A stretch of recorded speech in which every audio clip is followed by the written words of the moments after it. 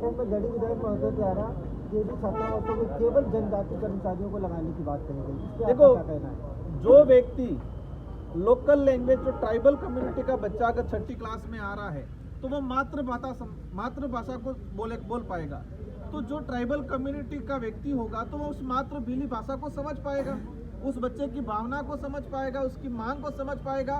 तो ये नेचुरल बात है कि अगर ट्राइबल कम्युनिटी का वार्डन हो तो स्वाभाविक है कि वो बेहतर सुविधा दे पाएगा। हम ये भी नहीं कह रहे कि सारे के सारे अच्छे हो, कई अधिकारी ट्राइबल के होते हैं, ट्राइबल कम्युनिटी के वार्डन लगते हैं, लेकिन वो सब जगह लूटने का काम करते हैं। ऐसे लोगों पे भी कार्रवाई होती है, लेकिन हमारी भी इस बात पे सहमति है।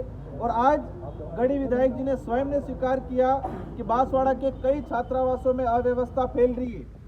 टीएडी मंत्री जी बाबूलाल जी बने हुए बांसवाड़ा के दौरा करते हैं। उनका प्रकरण आया था, जमीन 54 बीघा जमीन आदिवासियों की हड़पी, वहाँ लोग बैठे हुए हैं, वो करने आ रहे हैं या टीएडी के हालात सुधारने आ रहे हैं। टीएडी के छात्रावासों में वहाँ जो वार्डन है, वहाँ का टीचर है, शराब पी के जब छात्रावास में जा रहा है। ये गढ़ी विधायक जी स्वयं कह रहे हैं। भाजपा की सरकार है, भाजपा के विधायक जी की नहीं सुनी जा रही है। वो कब से कह रहे हैं कैसे वार्डनों को जो शराब पी के हॉस्टलों में जा रहे उनको हटाया जाए, लेकिन नहीं हटाया जा रहा है। कई जगह छात्रावासों में खाना बनाने नॉर्म्स बना हुआ है कि 25 बच्चों पे एक रसोईया लगेगा, लेकिन यहाँ 60-70 बच्चों पे एक रसोईया लगा हुआ है। तो अव्यवस्था बनी हुई है पूरी। ये पूरे बांसवाड़ा जिले ही नहीं, पूरे आदिवासी इलाकों में टीएडी के छात्रावास वर्तमान में सबसे बड़ा भ्रष्टाचार का हड्डा बन चुके हैं।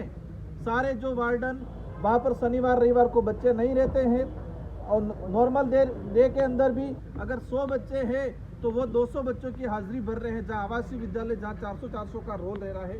तो ये सरकार के विधायक स्वयं स्वीकार कर रहे हैं दबी आवाज में कि टीएडी के अंदर भ्रष्टाचार हो रहा है।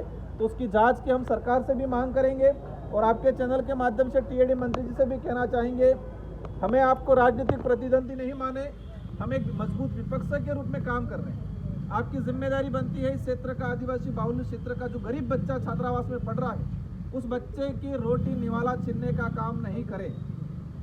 आने वाले समय में नगर परिषद के चुनाव भी आने वाले हैं, तो क्या भारत आदिवासी पार्टी बांसवाड़ा में भी पार्षदों का परचम ले रहेगी?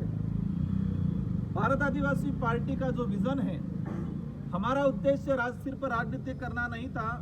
हमारा उद्देश्य इस क्षेत्र की व्यवस्था को सुधारना था, और इस व्यवस्था को सुधारने में हम सफल रहे हैं, और इसी वजह से इस क्षेत्र की जनता हमें साथ दे रही है।